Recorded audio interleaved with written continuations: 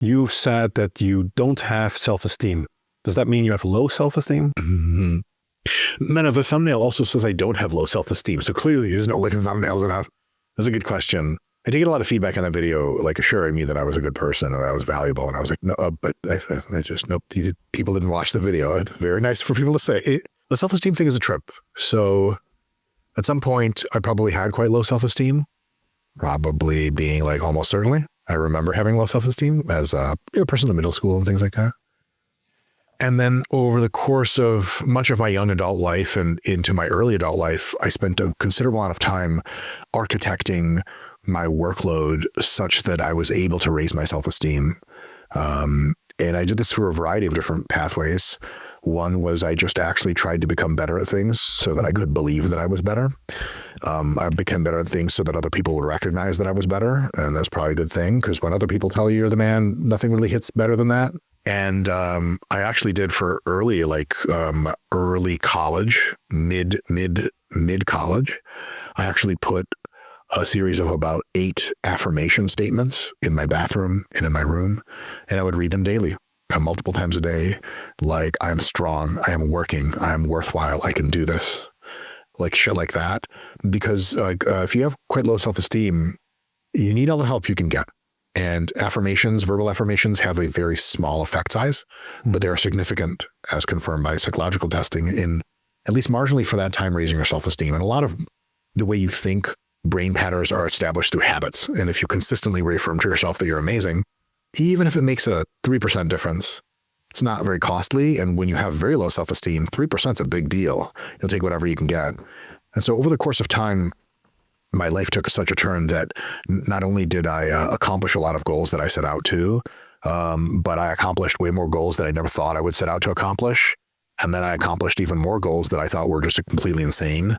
And I just was never prepared for it. I've had, like at this point, countless numbers of people telling me that I'm like a life-changing person or some shit like that, which I super appreciate every time. It like genuinely hits me every time. But like, I just live in my own body all the time. So I'm just some guy, for like a lot of body hair. It's kind of the first place I start my logic at. It's a big body. You have a lot of space. A lot of space. This is lots of place for me to hang out.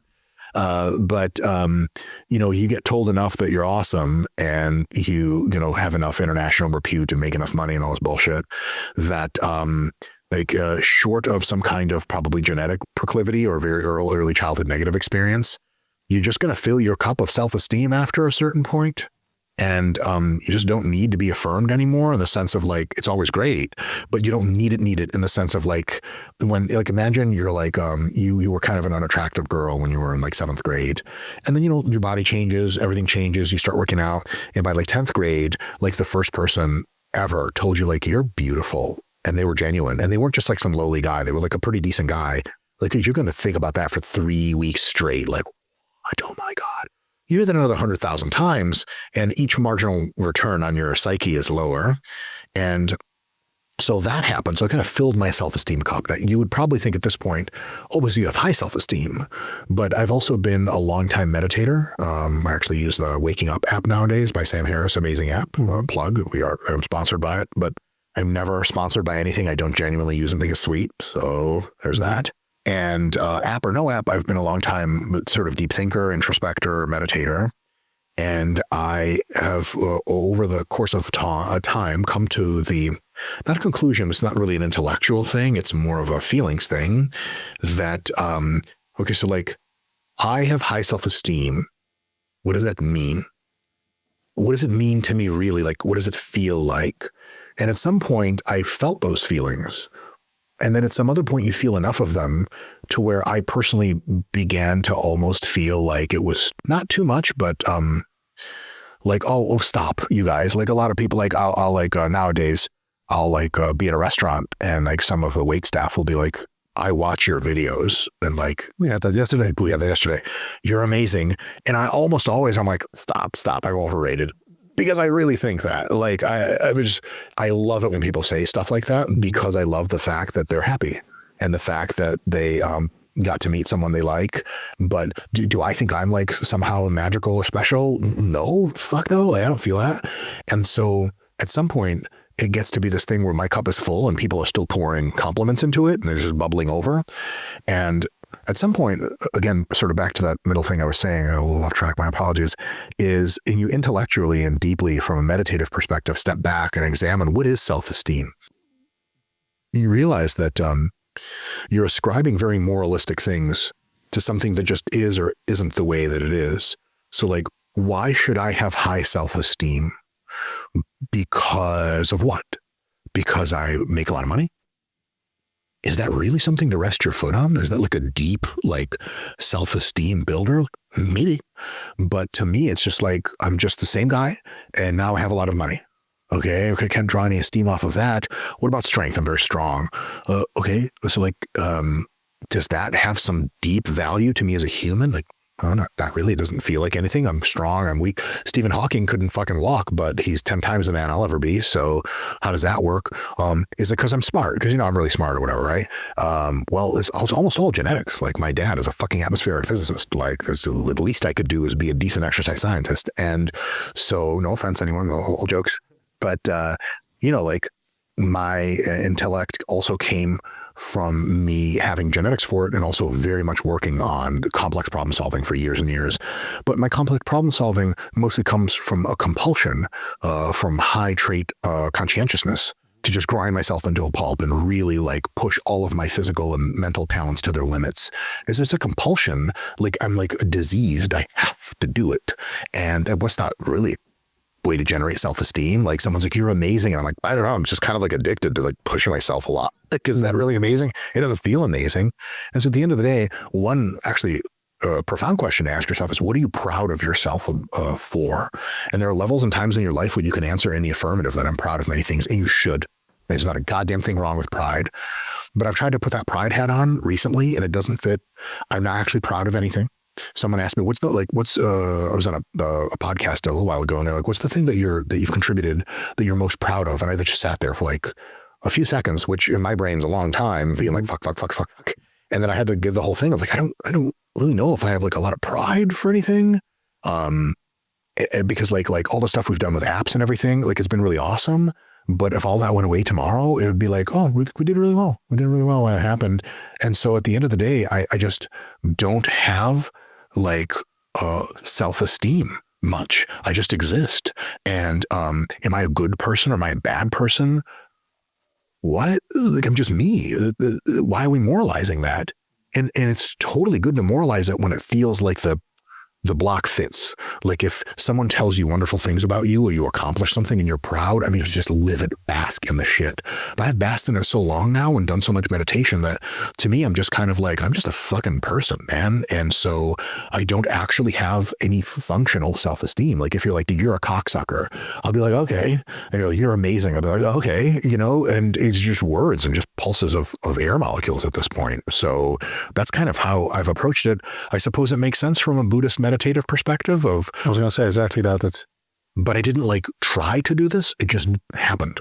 Like I just looked calmly at the space. And at some point my esteem and any relation to it just floated away. But it never really did come back. And I've accomplished like, even when I had this mindset already, I've accomplished greater things since then. Like real talk. Did it really mean anything for me to hit 1 million on YouTube? It only hit me one way. My dear friend Scott, the video guy, told me a long time, we were joking, like we passed 500K and he was like, man, to me, we're not shit unless we hit 1 million. He was kidding, right? But there was a little something there, truthful. We hit 1 million. I think Scott was really happy and really proud. And to me, that means the world because like loving my friends is like the biggest part of what I have, I think, short of like producing value. And so that meant a lot to me. But for me, did it mean anything to pass 1 million? I don't know. What's the difference between 999 whatever and 1 million or whatever and one? Like, and it's like, so we also, humans operate on our arbitrary base 10 numbering system. So you realize that really 1 million doesn't mean anything. And I just literally yesterday passed 1 million on Instagram and people are congratulations. And I'm like, congratulations. I've just been posting pictures of my ass. Like, so the 1 million didn't do anything. 2 million didn't do anything. Making lots of money didn't do anything. Now at first, making a lot of money really, really hit. So, but you make enough of it and it just keeps going. And you're just like, it's just something that happens. It's amazing. I'm not trading it for anything. But the self-esteem part, I think once you've filled your cup enough, you can take a step back and just exist. and you don't need Esteem anymore. Maybe I'm wrong about that. Maybe I'll have my ups and downs in the future, but that's how I feel about it now. What would we make of all that? I have the same with pride. Like I barely recognize the emotion. It's even like looks at it like if that's maybe a disorder or something. So yeah, I also have it with material goods. If I remember at some point when I dropped, I don't know what it was. I dropped something very expensive, and I was just like, huh. And this was, when I was in college, so like it actually had like a significant impact financially. And I was mostly amazed by the fact that I didn't really have any negative emotion about it. I was just like, okay, now I could just, it's like my net wealth just went down. Like, yes. And I was just like, oh, this is the reality. Yes. Yeah. I think most of what you achieved, other than being rich and famous, which is awesome, you're also an amazing friend. And that actually does hit me real hard every time. I think the way you talk about it is very much in line with transcendence in a Buddhist form. Also matches with some things in Christianity, like pride being mortal sin. Ooh, a little extreme, but yes, there's something true there for sure. There's what you were alluding to is like to be very proud, to have very high self-esteem, you have to assign value to certain things and then compare yourself to others and say, oh, I'm better than that. Because inherently it's a comparative activity, right? You wouldn't have it. If there were no other people, what would self-esteem mean? What would it mean if you have high self-esteem? So it makes a lot of sense to me. Now, you've already given some tips about it, but a lot of people these days struggle with imposter syndrome, other content creators that also want to become rich and famous and popular. But I personally think that what you said of making sure that you are how you portray yourself to the world is one of the most important things. Are there any other tips that you would give people where if they feel insecure, they feel like they have imposter syndrome, but they do want to be a content creator, they do want to be popular on social media and everything? Yeah, tons. Meadow, can you quickly define imposter syndrome for me? Because I've heard a slight difference in definitions that's meaningful. I want to hear yours and I'll answer to yours. Yeah, I think a lot of people probably have slightly different takes on it. I think it mostly means for people that they don't feel like they are worth what they are portraying, or they feel like they are not how they are portraying themselves on especially social media. And they feel like maybe they are not as much of an expert in the fitness field, for example. I know a lot of people would feel like, should I really be coaching people? Because maybe I'm, why shouldn't they listen to their own advice? Why shouldn't they listen to someone else's advice? Okay. Is that different from the... No, that's great. Yeah, I've heard of slightly different takes in various ways, but I think that's a very good one. Logical. So one really easy way to reduce the amount of imposter syndrome you feel is not to step outside of your comfort zone in claims about your knowledge. So I get plenty of well-deserved shit on the internet for talking about like AI and stuff like that. The thing is, and this is going to come off incredibly egotistical and that's very fine, is I can actually reason about the conceptual framework of AI with damn near some of the best people in the world. I've done it. I'm not out of my depth. I would on the list. Absolutely, my man. I would absolutely love to talk to anyone that can cook my ass on AI. I would beg to God for that. Then on the procedural programming parts, but on the theoretical construct of what intelligence is, the future of intelligence, especially like once you scale an intelligence system up to high levels of intelligence, what is the predicted likelihood of its behavior? Like, I actually do feel confident in speaking about it. So that's number one. But like, there's so much other shit that I'm so fucking out of my depth on that you probably never heard me talk about. Why? Because I don't talk about it. If you ask me, Mike, legit, like your health, fitness, okay, let's say I'm on a podcast, like a girl's podcast, to be like, what do I need to do with my diet and various other things to make sure my skincare, my skin health is best? Man, do I legit be like, eat a well-balanced diet. Don't go into the sun a lot. Wash your skin, but not too much. I heard moisturization is a thing people do, but I quite frankly don't know what that is. I think it's the other thing in the airport bathroom where there's soap and there's that other bullshit you hit by accident. You're like, this isn't soap. That's all I know about skincare. And everything else in the world, except for like the 5 things I like to think I know things about. So the one thing is, just don't make stuff up about shit you don't know. I used to do that much more in the past. I got most of that out before social media, thank fucking God. But now that everyone's on social media, just say what you think is a reasonable guess. So that's part one. Part two is understand that everyone is only ever making reasonable guesses. No one has a direct line to the truth.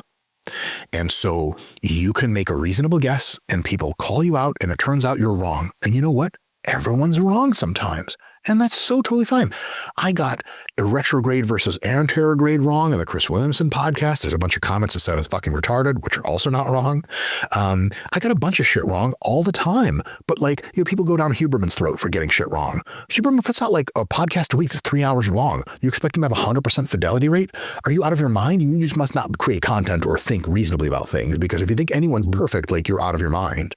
All of my most esteemed philosophers and economists that I look up to the most, they get things wrong on the margins that I think I could beat them in a debate about. And of course, I've got tons of things that I think very candidly, very heartfelt, that I'm totally wrong about. And that's okay. So if you get something wrong and someone calls you out on social media, you're not an imposter, you're just a human being. And you're literally, the best response is like, hey, good look, man, good call. Like, I'm definitely going to note that for later. What the fuck are they going to say after that? Oh, but you should, what is it like leftist Karens, like, do better. Like, shut up, you're not even a real person. Get out of here. Like, do better for what, you know what I mean? Like, there's a lot of critiques you can receive online that can make you feel like an imposter, when in reality, like, you're just actually doing your best. So if you stick to what you think you know pretty well, you couch your terms in probabilistic assessments. Like, I think this is the way things work, not like this is for sure how it works. Like, you're going to do that, you're going to be wrong more often. It's going to be more embarrassing. But you can always not be embarrassed by saying, hey, like, I got that wrong, on to the next. And another one is this, like, you have a frame of mind in imposter syndrome that is very ordinal, like it's ranked, and you're somewhere in this ranking of people that get to talk about a thing.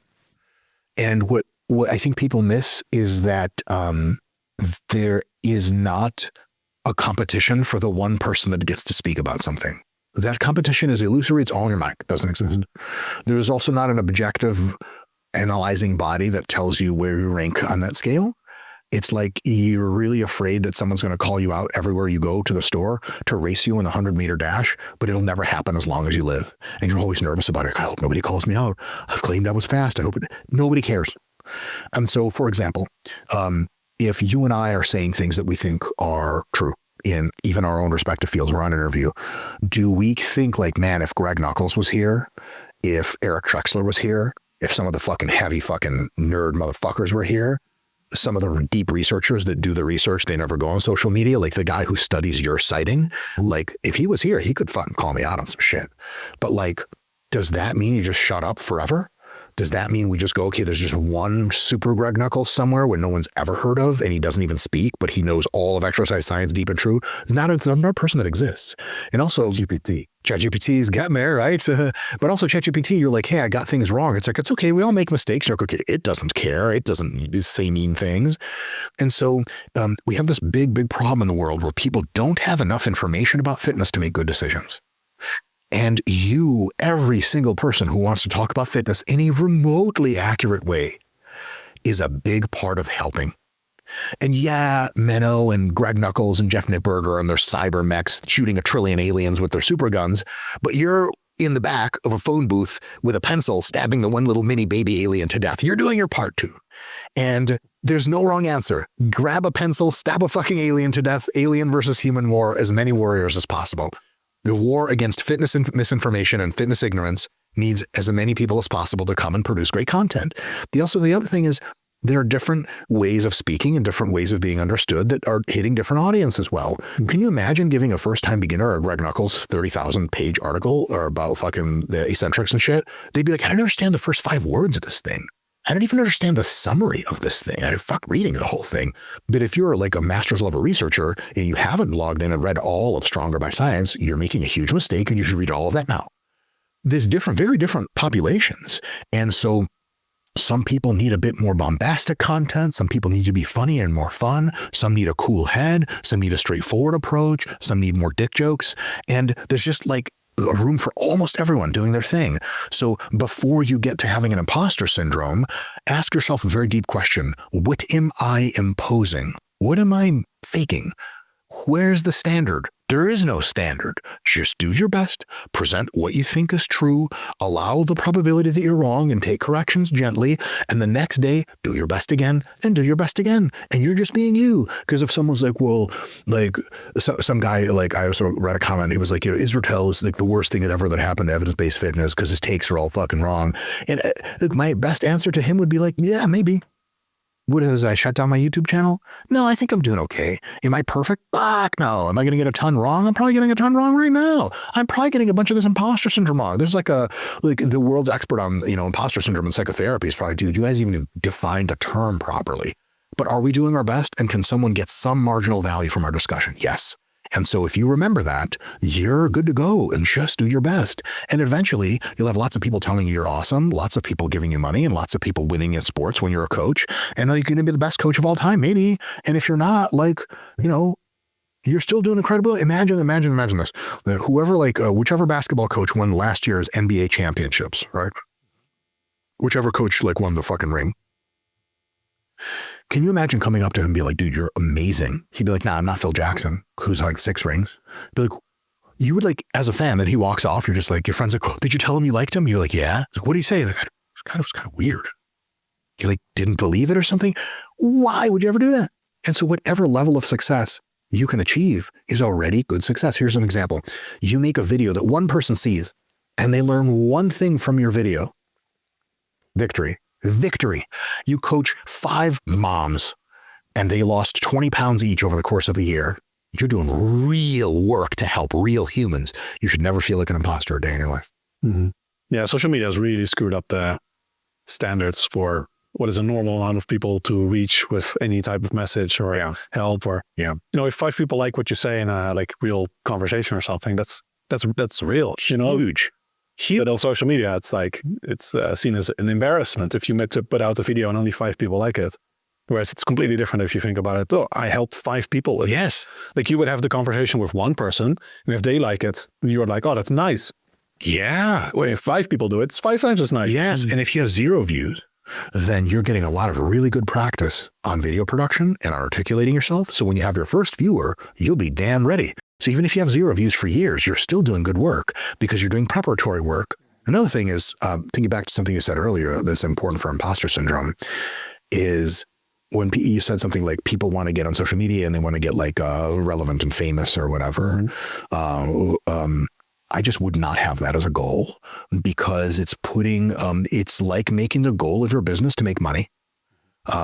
You cannot have a goal in business to make money because unless you operate a literal printing press, then that's not the goal. The goal is to help people with something, and then they think that it's worth it more for them, then they give you money. And so provide value is the only possible goal you could ever have that makes any sense. So your goal should be to get whatever your goal is, to get as many people in raw powerlifting to understand squat mechanics. If that's your goal on your YouTube channel, you do that and you do it well, you'll be able to help more people. Then you'll have more followers. So back to that earlier thing, we're talking about followers and shit like that. Does it make me happy that we have 3 million on YouTube or whatever? Sure, it's cool, but I don't know. Maybe those are all robots or something. They're all Chinese bots. Who knows? Does it make me 50 trillion times happier to meet someone in the real world that says, dude, I lost 80 pounds because of your advice? I mean, I sometimes tear up and I often just want to hug them and sometimes do in real life because that's real. And that's the only thing that matters is really helping people. And making money doesn't mean anything because you can only get that if you help people, or if you're Vladimir Putin, you just rob a whole country blind. I got to put that in there. And then good luck on that endeavor if that's you. I want to be a dictator. Mm-hmm. And then, the money and the fame are all secondary. Why is Ben Affleck famous? Because he makes movies and they're quite good and people like to see him in movies. The thing he's really doing is working on his acting. And that's because he's a great actor that he makes all this money. They don't just give him money because he's Ben Affleck. That's nonsense. And so the people see followers and likes and they go, I want that.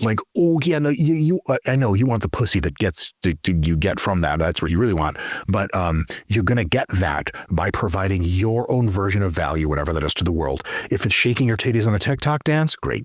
If it's giving people very erudite lectures on exercise science, great. And anything and everything in between. But if you focus on value, all that other stuff takes care of itself. Optimizing for followers is just pure nonsense. It's literally just like aiming for the wrong target. It's aiming for a target that almost doesn't exist. It's an indicator, not a target. You're a really good person to talk about this, because the last time I was here about a year ago, you were a third as popular approximately, and as also, I assume, substantially less wealthy, although already very wealthy. Sure. Has it changed your happiness in any way? Has it changed your life in any major way, would you say? I know that there's the popularity thing, which has pros and cons at this point for you. If you popularity. Yes, probably the two biggest ways it's changed my life. Way number one is I seem to just not be able to go in public anymore without somebody recognizing me, often dozens of people at a time. And even in my own hometown, or where my wife and I live, which is a small place, people recognizing me in almost every restaurant now is kind of like, what the hell? It's like you walk through the world as a normal person. We're all normal people, as a not famous person. And as soon as you let's say you go onto a street of New York City or LA or something, you have like anonymity by crowd. Like you just disappear. Like you can put your headphones in, you can walk around, vibe with music. No one cares. And it's this beautiful thing. It's liberating. I just don't have that anymore. I was not. So first of all, I did not plan on this. I did not want to be famous. A friend of ours who we were, Nick Shaw and I, our PCO Nick Shaw, we were training a good buddy of ours. We were personal trainers. He was already a hyper successful multimillionaire CEO, and he asked us, "Do you guys want fame or do you guys want wealth?" Nick was a much younger version of Nick. He was take this back since then, but he said fame. I said wealth. I got fame. He got wealth. It's like, damn it. And I also got wealth, which is really sweet. I just didn't have any intention on doing this. And now I'm dealing with it. And it's just kind of surprising. So Chris Williamson said something once, I think might have some support in the literature, is like your deep self-concept takes like a few years to adapt to what you're currently experiencing. So to me, I'm still, every time I go to the mall with my wife and someone's like, Dr. Mike, I'm like, oh shit, that's right. I'm this guy. Oh, damn. And it just hits. So that's been a big change. The other change is I now am realizing I'm one of the major people in the national conversation about health and fitness.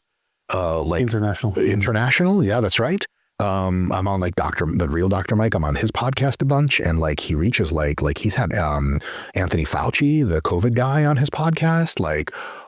Holy shit!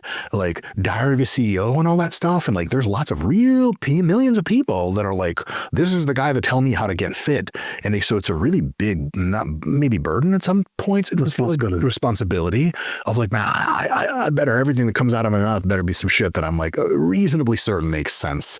Versus, because if you're a lower level influencer, you could just vibe with people and say a whole bunch of bullshit, and then nobody cares. You're just having fun.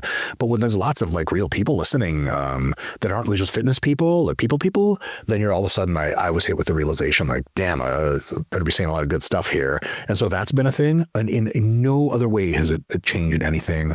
I will say many times, when I get high on edibles or something, I'll have the moment of oh my God, I'm famous. What? And there's been a lot of grappling, and my wife's probably here just super tired of me talking about this, but many times over the past several months, I've talked to her, I'm baby, this is really happening. And she's at this point, she's yes, it's really happening. Shut the fuck up about it. But one thing I wanted to do, as this ascension is occurring, I don't want to miss it. I don't want to miss introspecting about it. I don't want to miss, just imagine looking back years later and people are how did it feel to do this big climb to stardom or whatever bullshit? And you could be oh, I was so in the weeds, I didn't really pay attention. This is such a weird thing. It's such a thing almost no one experiences. And it's such a thing when I would watch celebrities when I was younger, I was how does that feel? There was one, I'm not Michael Jordan, so feel free to talk shit in the comments, all well received. Mm-hmm. My wife and I watched The Last Dance documentary with the Chicago Bulls. All the Chicago Bulls players, they were visiting Paris. They did the games, they did their scenes, and all the other guys went out and just saw Paris together, in pairs with their friends, and go see the monuments, see the museums, and, take some pictures, whatever. Michael Jordan stayed in his hotel room the entire time. Why? Because he can't go on the street. Because there'd be 100 people and a security concern. And he was just like eating food and smoking cigars and watching television. And I was like, oh my God. And I was like, I wonder how that feels. And now I have like a 0.1% dip of that. And I'm like, oh, wow, this is a trip. So I want to be aware of it. So that's been another thing this past year, is just the awareness of like, this is happening. And it's so strange because I'm the same person. I live in the same house, same wife, same everything. Nothing's changed. I don't spend my money in any different way. But now like when we go on vacations, and it's several different types of vacations we take. Well, hypothetically, we almost never take them, but when we plan to take them, and one of them is like a reclusive vacation where we just go to a resort and kind of stay in the room most of the time and really unplug. And that's like nothing I ever thought I would do, but it's a real thing. So it's funny because almost in Gen Z, influencer is in some surveys the #1 profession that people aspire to be. And like I'm 1% of where you are and you're 1% of where Michael Jordan is, but I can see the trend very clearly all the way up there. Nothing actually improves in your life in terms of the real physical things that happen in your life. Like it's great to get recognition. And if somebody comes up to you and they say like, oh, I'm so happy that you made all this content, that's all great. But indeed, the lack of privacy, the not being able to go to certain places because you always get recognized, especially when you get to like Michael Jordan level, most of those things objectively are probably a negative in terms of the options that you have in life. So it's funny that that's something that people aspire to the most these days, but it's probably not the thing that it itself makes you happy. What would you say for you, if there's a purpose of life or a meaning of life? What is the thing that you do aspire, the thing that you do is, or that you do think is really important for you? I have two things in my life that I think are pretty important for me right now. Great question, by the way. Very deep question. Can we delete this and just surface level questions only, please? What's your favorite food? That's all I'm answering today. On this channel. What's your favorite philosophical food? I currently, these are all tentative. I see two purposes in my life. One of them is very real and what I'm doing now, a lot of. One is what I'm doing a little bit of, but is aspirational and something that I hope to do more of. The one thing that I'm doing now is like, so our mission at RP ties very closely with this. I'm going to say this in a way that's very emotional, and it is hyperbolic on purpose, just to drive a point home. And there's tons of nuance here, and I don't mean this in a literal sense all the time. But in some very small sense, anyone who doesn't occupy a body that is shaped how they want is living in a fucking tragedy. To me, it's a miniature tragedy. Because when you play a video game, you get to pick the body you want to be in, right? You get to pick your character. Nowadays, a lot of video games, you get to customize your character. And when you go to the store and you want to buy clothing, you buy the clothing you like. But your body still looks like whatever the hell it looks like. And your face looks like whatever the hell it looks like. And people treat you differently based on that. And forget about how they treat you when you're an adult. That doesn't really matter. You just don't want to live in a certain body of a certain shape. And what we're trying to do, the limit of our utility at RP, I'll put it another way, when RP no longer has a purpose and when I no longer have a purpose in this regard, is when everyone is occupying exactly the flawless body that they're in. And until that happens, we have a mission to make people leaner and more muscular in ways that they like. So that to me is a huge driving purpose. And the end of that is just like, I want to walk around in a world where no one has to wear outfits to cover up some part of themselves that they don't like, where no one has to stay inside because it's outdoor weather and they're going to be seen, where no one is going to get judged in a harsh way by someone immature based on how they look, that everyone can occupy a physique that looks like they want. I think that's a big, big deal. I mean, obviously, compared to like world hunger and shit, it doesn't mean anything. Very, very zeroth world problem or whatever, beyond first world. But nonetheless, it's a real thing. And I think, we have like kind of two sides of extremes where like the all super alt-right right-wingers will tell you like, I don't even know what to say about that. Like just work harder. It's a little bit nonlinear. It's a little tougher sometimes with bad genetics. But then like insane left-wingers, most left-wingers are great, super great people, and almost all of them are very well-intentioned, but insane ones would be like, just accept yourself for who you are. Like, you're beautiful. The Lizzo joke, right? Mm-hmm. I'll tell it now for reference, but, people will say like your hot-ass girlfriends and their hot girlfriends will be like, Lizzo's beautiful. And you're like, you look like Lizzo. And they're like, what the fuck? And you're like, something missing there, isn't there? You're lying. And so like, I think Lizzo is a fucking baller bitch, right? But like, does Lizzo want to occupy that body? Listen, if she does, she's the fucking greatest. But if she wants to look different, well, am I going to blame her for it? Are you fucking kidding me? I want everyone to look like they want to look because they want to look like they want to look. I don't even have any value judgments about how people look. I don't give a shit how you look, but like, I want people to occupy a body that they really like. And so that's a big part of my meaning currently, and is why we do the YouTube channel, is why we do RP and everything. The other thing I'm leaning into more is I think that AI is the greatest thing that's ever happened, full stop. No caveats. And I want to be able to meet human beings where they are and talk to them about the reservations and fears about AI and understand them. And if I can help them get over them, I'd love to do that. And if I can just help them get a little bit more aware of what's going on with AI and maybe pop some misconceptions, I'd love to do that. And maybe even if I could just give them some ideas that they think are wrong and stupid and I'm just a techno-optimist insane person, but leave them thinking for like a second longer than they would, I'd love to do that. Switching gears to another topic that we have a shared interest in. Last thing I want to talk to you about is relationship science. We both have quite an interest there. Currently, society is... dating is a little bit messed up, according to a lot of people. Some statistics show that people are having less sex than ever, in contrast to the trends up until this point where there was... Pause. I want to throw in my little bullshit real quick. I really have a slight problem with the idea of controversy. Because controversy is something that it seems to be that people can dig out of anywhere. And I'm going to illustrate this right now. If you had a convincing argument, and today's understanding was that people are having way more sex than ever, countless producers of content on the internet would think that was a fucking disaster. More STD risk, the dissolution of the human soul, like how much sex until you have enough, the elimination of quality interactions. People are spending too much time having sex and not time going to school and going to work, right? So that would be bad. Quote unquote. And then not enough sex is bad. What's good? And if you say just the normal amount of sex we're having now, first of all, the amount of sex we were having just before the modern era was different than any other era already. But also, you're just exhibiting pure status quo bias. Like, well, things are like this, and that's why they're good. Or they could be made 10 times better. It's like having a 4-year-old draw a picture, and that's just all you're used to. Like, see, he's the best artist of all time. You're like, the Picasso's right there. He can just shit on this right now. Like, no, that's nonsense. So, do you see what I'm saying, man? Like, already, I'm 100% with you. I'm going to talk to you about this stuff. I have to say stuff like that because people... you know, our YouTube culture or whatever, it's wonderful. It's great. But slight downside is people have an appetite for the controversial and an appetite for the sensational and an appetite for the, oh, this is the problem now. And a lot of times it doesn't matter which way you flip it. It's still seen as a problem. Then you know you're onto some bullshit.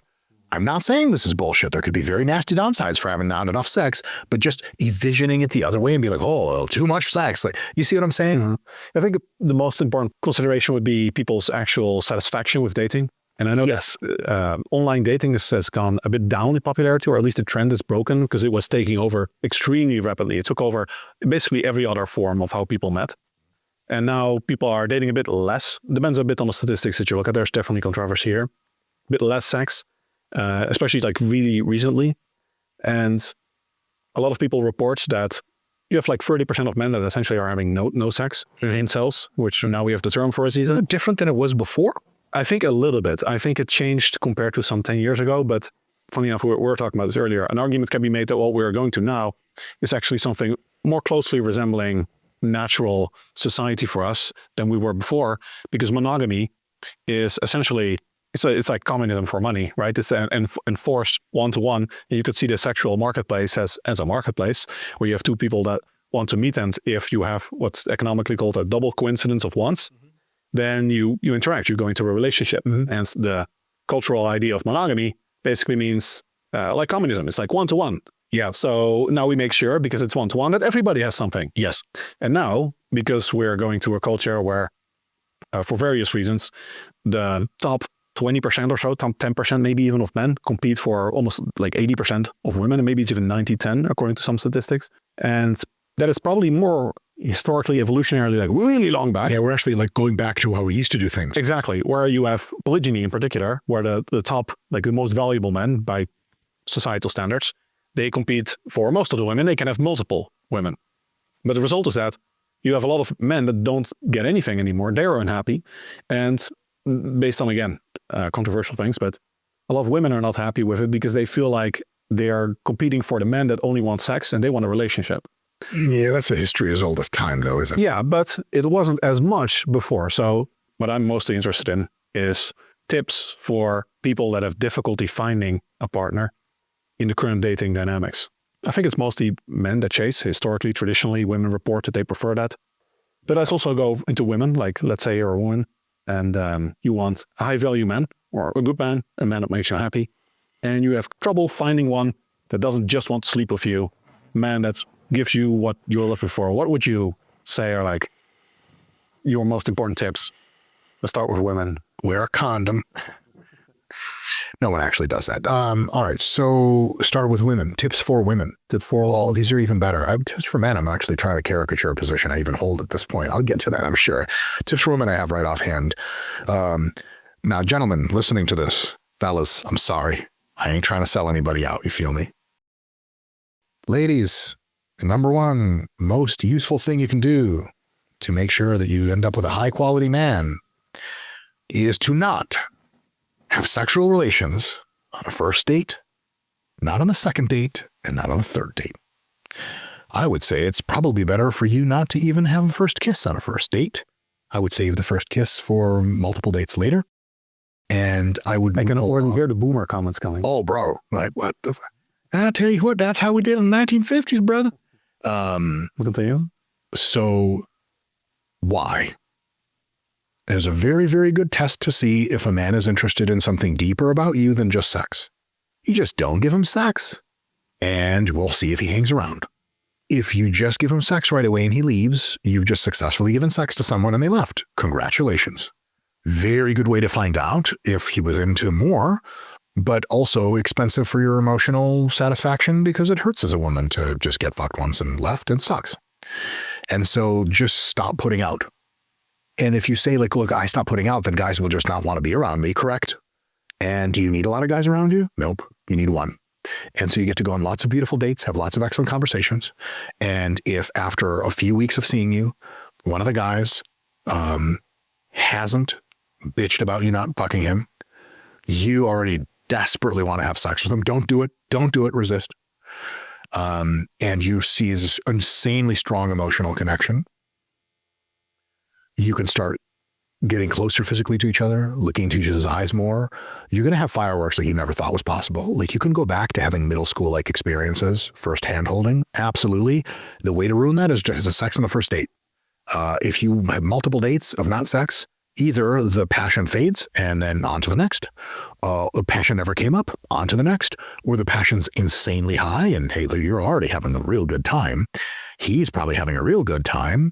And then what I would say is try to focus in your conversations and in your interactions with that man on those dates and those hangouts on things that have absolutely nothing to do with two things, sex or romance. Romance, in the way that we mostly understand it, is temporary. It lasts several weeks, several months, or several years, and then it takes a new level or disappears completely. And sex has absolutely almost nothing to do with long-term relationship quality in any way other than do you have fun sex and everyone happy? As long as you have that, there's nothing deeper really to discover there. There's tons of deeper stuff to discover in sex, but a lot of people have amazing sex with people, and because of various other issues, just bad relationship. So what I would say is this: in dating, really take your time to open up physically, and when you are physically right, like, and right, on and every other metric, you can emotionally is not up to you to decide if you open up. That's just going to happen or not. But focus on the kind of interactions that are going to be long-term assessments for their value. For example, is this a person that you're having pretty good conversations with? You can have an excellent conversation with almost anyone for one date, so it means almost nothing. Multiple dates in a row, if the conversation starts to go to like, you know, then you haven't been on a couple dates with someone, you're like, well, I think we've talked about absolutely everything we could ever talk about and enjoy, and I'm out. Happens all the time. Is the conversation something that's really, really good? Is the person illustrating other values to you about them that are like deep values? Like, does this person seem to be like a hardworking person? Are they a kind person? Are they kind to other people when they're around you? Are they kind to you? Do they value the same life trajectory that you do? Like a couple dates in, you could be like, what do you see for yourself like later in your life? Like if they're like, I want a family, I want a little home. I want to go on vacation. I'm like a really like romantic. I'm a one-woman man, blah, blah, blah. If it's date number 6 and you like made out a couple times already, but went no further, and he's still telling you he's a committed one-woman man and he still wants roughly the same life you do, man, like your probability that you're going to have a decent outcome is much higher than if you like fuck on the first date and then who knows what the hell he wants because you don't even know him yet. So vet for those qualities just through conversation that you're actually looking for in a long-term mate partner. But when you have like the feelings, as Jared and I call him, the ideas mío, like, you know, like you see him and he's broad-shouldered and he's blah, blah, blah, blah, blah. And you're like, ah, and you get all wet down there. That doesn't mean anything for long-term mate stuff. And it just means that you're going to have a real fun time for a night or two, but then you're going to be disappointed like you've always been disappointed because the shit goes and then it turns out he's kind of a scumbag. And he said he's maybe interested in going to college, but it turns out after date number 3, he's like, yeah, I'm never going to school. And you're like, do you want a family? He's like, maybe, but I'm just kind of YOLOing right now. Anyway, want to fuck again? And you're like, why? So just treat it as something. Don't put out right away. Whether or not you have deep feelings, restrain your physicality for a while, be an adult woman, and see if the interaction and the questions and the answers and the person that they are is someone that looks like someone that like, damn, this is kind of long-term dating potential person. And if they are, begin entry into all the wonderful things. There's still a probability you could be wrong. Look, people have I've had multiple amazing relationships in my life that lasted months and then they didn't last any longer, and that's okay. But multiple relationships that last months or years that are good, and then eventually you find your husband, that's like, a lot of girls love that. But multiple nights of single hookups and the guy never calls you back, or you think you're in love, but a week later he ghosts you, that's what you don't like. Stop setting yourself up for it by just making sure you understand that you don't have to put out. Here's the thing, again, it's a tautology. But if I don't put out, he'll leave. Great. You want the guy that stays when you're not putting out. Corrections? I think a lot of truth in that. I think big lessons for both sexes are to, if you're interested in a serious long-term relationship, then optimize for that. A lot of people these days, they optimize for short-term fling. You know, they go on Tinder. Tinder is horrible in that sense because it's literally a hookup app. Yeah, and it become that. And it's in large part by design, not by design in the sense of it's only intended for that, but the structure of Tinder simply doesn't allow itself to select for long-term mating behavior because women barely even have a bio. It's literally photos. If all you have is photos, what are you optimizing for? Well, only physical appearance. So what can you expect? Yep. You can just scroll through guys' photos and you're not looking at his bio. Exactly. Right. And then the bio is even very short and there's a lot of information that you would want in there, but you can't. It's also probably not used Tinder in the first place for if you're looking for a long-term. I've never heard of anyone reading a Tinder bio. I didn't even know it was a thing. Yeah. I mean, the picture, I think statistically women do it a whole lot more than men, to the point that women don't barely even do the bio anymore because they know that men just do the photos. But yeah, I think it's really important for both that know what you're really looking for and optimize for that. And also for men, you don't just want a chick that's hot. Like that's probably not, it's probably not enough for a long-term good relationship. And for women too, like you can't expect that if you're optimizing for short-term flings, which is what most people do, and then they kind of expect some of them to just, for one, they don't think about it as much and they just kind of see how long it takes them. And, you know, if it's really bad, then they break up. Otherwise, it kind of lingers on, but it's also not great. So you're just wasting Women time. get attached more than men. And so the lingering is sometimes like they want to break up, but they know it'll hurt them a lot. So they try to rationalize. We do this all the time. We rationalize and justify like, I know he's not great, but oh, geez, I just like him so much. It's going to hurt so much if I say no, but maybe he'll change. Like you can stop that immediately. That shit almost never helps you. If you have to start rationalizing why you should be with someone, think about what you're doing. You're literally trying to convince yourself to make a bad decision, a decision you know is bad on the metrics. And here's the thing, you're a young woman, you have tons of time, and there are fucking literally billions of guys. And so you have all the time in the world to pick the best guy. There is no rush. And even though, well, yeah, the rush is measured in years. Yeah. And also it's relative. If you are a 45-year-old woman and all the best years of your titties and shit are behind you, then you're really actually going to be able to select a man long-term even better than the young ones because you don't have the false positive problem anymore. Nobody trying to get laid with you anymore, but some guys will. But like, you know, if a guy's really sticking around, you're a 45-year-old woman and you're overweight and you've never paid attention to your physical appearance, and you're on date number 16 with a guy you've made out with a little bit, but that's it, and you're having an amazing time, like that's your husband, bro. There's nobody sticking around you for any other reason than that. It's actually easier in some sense for less attractive women that are way too old for the prime dating market to make meaningful connections, because they, Menno, if you're ultra hot 22-year-old, you got a 100-to-1 filter problem. You got a 10,000-to-1 filter problem. How the fuck are you supposed to find a good man? Almost every man just sees titties and ass. That's the only reason he's talking to you. You have to disprove that hypothesis. If you're a 45-year-old woman and someone takes attention to you, sure, not doing it because you're like the cream of the guy. 45, there are tons of 45-year-old women that 100% fucking get it. But you know what I'm saying? Relatively speaking, like if you're 55, if you're 65, and you're going on your 5th date with a guy, you're spending the rest of your life with that dude, 100%. Whereas if you're 22, you could be on your 18th date with a guy and he's like long playing the shit until he gets it and then he's out. Unlikely, but you just have to, again, like to your point, you have to treat the vetting process like you're vetting for the eventuality of monogamy. You can't just go on vibes. Like vibes are evolutionarily designed for the kind of evolutionary landscape we used to live in, which was not monogamy. And it was tons of stuff that is like cuckoldry is super common, and polygyny and all this crazy shit that's just really kind of nasty. And a lot of relationships were meant to just get you enough of the romance to like father a child. And then like he was still in the same village, so he sort of helped that anyway, kind of. It's nothing you want. Monogamy, if you really want true monogamy, you have to understand that most of your brain as a female and as a male just isn't optimizing for that when you see an attractive person. And you have to hold yourself back like an adult and then go, okay, I know I want to fuck the shit out of him right now. I'm not going to do that. I'm going to just interact with him in a way that elevated over time. They're going to show me either that, nah, I ain't that guy, or oh shit, they are that guy. And then you can get into all the other BS and express all your feelings and all the bullshit. Like, I'll tell you this, when you're laying super close in bed with someone that you've had like 6 sex intercourses with in the past 5 hours, and you're like nose tip to nose tip, and you're watching them in their eyes, and you're grabbing them, and you feel like there's a crazy connection. It's just oxytocin. This is a very demonstrated hormone. It's not super complicated. That tells you almost nothing about your future compatibility and anything else other than sex. I'll say it doesn't tell you much about sex either, because sexual compatibility waxes and wanes. And so it could be amazing sex for someone for a couple months, and then you're like, that's kind of not my fetish anymore. I just would not build a relationship on either sex or romance. What about men seeking a good woman? You know, like a lot of the same tips apply. Mm-hmm. Again, here, don't conflate either lust or even romance for long-term compatibility. Having some of those in there can cause an initial great thing.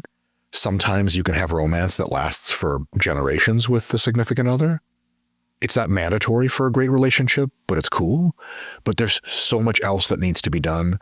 Like if you were shopping for a car and you were like, I need a great car to take me from point A to point B. I need to be economical on gas. I need not to break a ton. I need a good warranty.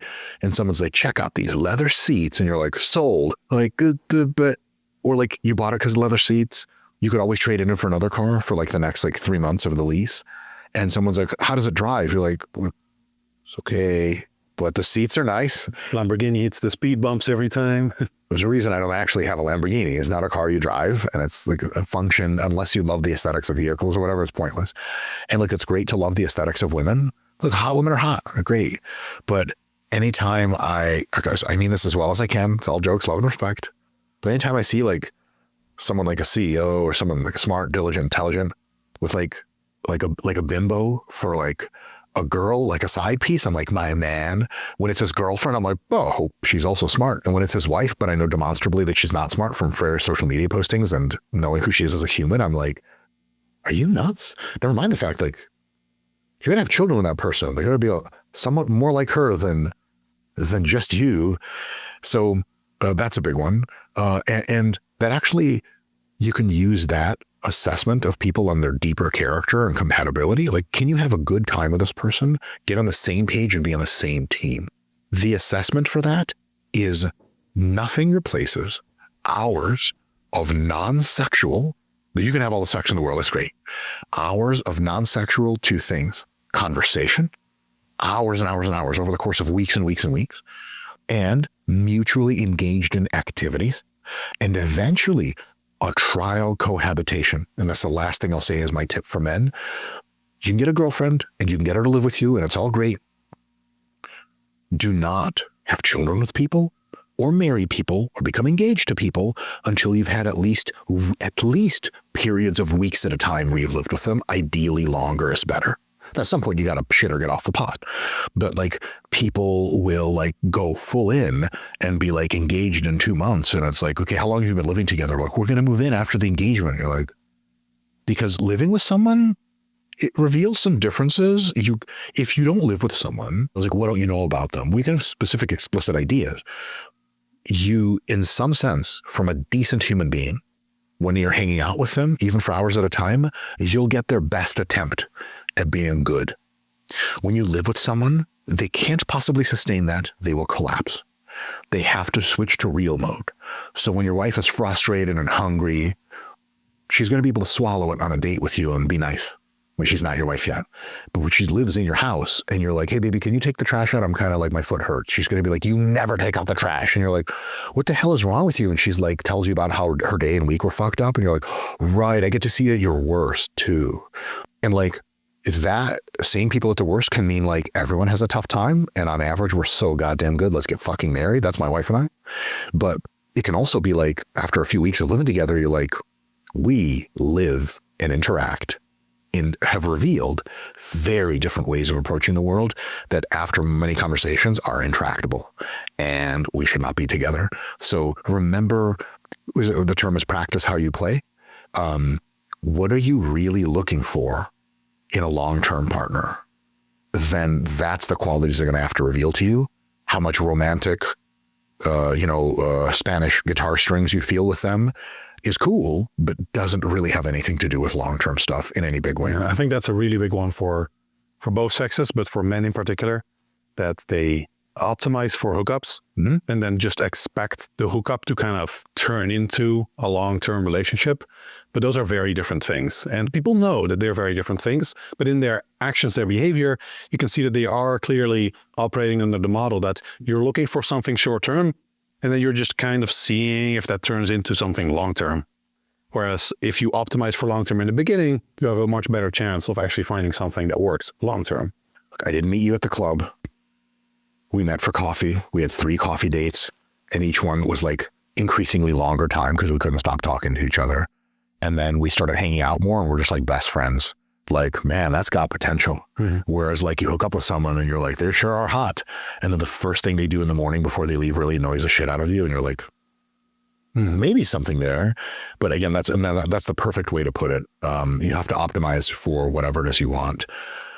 Not even upfront, just keep that in mind. So, because you could totally meet someone in a hookup that's going to last the rest of your life, but you have to start judging them by appropriate criteria. As soon as you decide, am I with this person long term? I think girls are pretty good at doing that in many cases. Some guys too, where they'll better. They'll like hook up with someone, they'll have feelings for them, and they'll fall really deep, and then they'll like weeks or months later be like, is this person good to me and my eventual who I want to be in life? And they're like, he's not. And then they suffer a lot, and then a lot of times they'll break up with a guy or cause some fights, and he'll do it for them. But eventually it's got to be like, you have to test the qualities that you really want. And I'll tell you guys right now, like, unless you're some kind of stud, sex occurs for a very small fraction of the day and the week. And so what about the rest of the time? The other thing that I'll say real quick, and my wife is really big on, is visions of at least each other for the future. Like, if a girl you meet is like super into fitness and super into like keeping her body tight and wearing all cute outfits and shit, and you're like, you just project that out into her, like, because women, if they take good care of themselves, have decent genetics, can look very robust well into their 40s and on. And because, like there are some 48-year-old women that like doll up and you're like, yeah, she 100% get it. Like, that's going to be my wife. It's going to be great. But then like it turns out like after 23 and their second kid, they've like completely let go. And you're like, dude, what are you doing? And they're like, well, the fitness thing was from when I was a younger person. I'm a full-time mom now. Like, this is what I care about most. And I read literature and I work on computers and I raise our kids, and I'm just going to look like a normal person. Like, I don't care about all this crap. And you're like, well, sure, shit, wish I would have known that. And so talking to a person to be like, what do you see as your relationship to your body image as you get older? what do you see as your priority set? Like, what do you want to be when you grow up? It's like a funny way to say it, but it really is a true thing. Like my wife and I, when we met after a very short time, we were both like, we are incredibly career focused people. One of the things my wife told me the first day, one of the first times we talked was like, she said it better than this, but she's like, but not much, because she's quite confrontational. She's like, if you think I'm going to give up my career for you, like you can just step off right now. But like, to me, a career woman is like, for long term, is like the hottest fucking thing in the world, like hot in the long term way. So I was like, Jesus Christ, just marry me now. And then we did.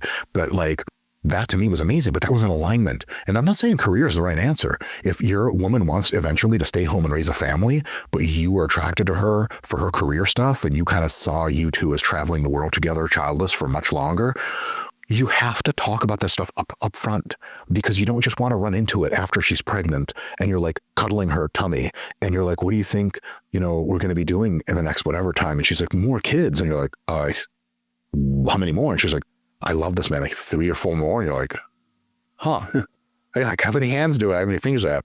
And so at some point of alignment of what the future looks like, here's another couple of easy ones. Where do you want to live? Like, not like which city. Do you like city vibe? Do you like country vibe? Do you like suburbs? Do you like to travel? Because she could be like, I'm really feeling the city now for the next 5 to 10 years, the dynamic shit. I love it. But I think like once we want to raise a family, and you already talked about it, you definitely want to raise a family together, roughly similar number of children, so you don't have to kill each other negotiating. Once you come to that, she's like, I definitely would want to move into like a nice suburb. And like my wife and I talked about that, and I was like, that sounds great. So right now we actually live in a suburb basically. And like, we love it. She's not like yearning for the city. And I'm like, I need the country. Like, I know people that have very different tastes in that regard. It is not, they're still together. They still love each other, but it's tough for the relationship. You want alignment, not as much as possible, but to the point of like, not many things you do during the day are going to really interfere. Like you and I, let's say you and I turned gay, of course, we're already gay. And we decided to live together. You and I have lived together enough to know that we wake up, we work, we work out, and then we work more, and then we chill, and then we go to sleep. You're not trying to go out every night. I'm not trying to like practice my guitar while you fucking do your computer work.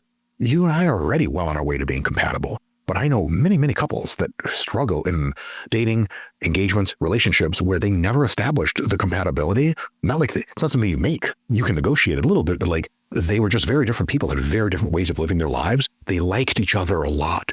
Like I have a ton of friends who I think are just gorgeous, beautiful people. I can't live like them. Like, here's why you and I would never work. You're a digital nomad. I'm not, man. I only need one location to stay at. Hell no, I'm not traveling all the fucking time. I love travel. Here's another thing. I know for a fact that you like living in different places, but you don't like traveling. I like living in the same place, but I love traveling. So all of a sudden it's like, if you and I were going to date, like at least we should talk about that. But people just don't talk about stuff like that because they get the feelings, they get the, oh, we're together, pair bonding, human primate emotions, which are great. But then all of these logistical things of where do we see, because you're a team when you're married and together, you're going to do a lot of shit together. And if one person really wants to do one thing and the other person really wants to do the other, and they really don't like each other's things, like, man, how could that possibly work out well? Yeah, I think especially when you want kids, it becomes more than a team. It becomes almost more like a business partner and a responsibility. You're raising real human beings. Yes, you can't just leave whenever like the fuck you want. Yeah, it's like you go into business together. Yes. to achieve this project. Yes.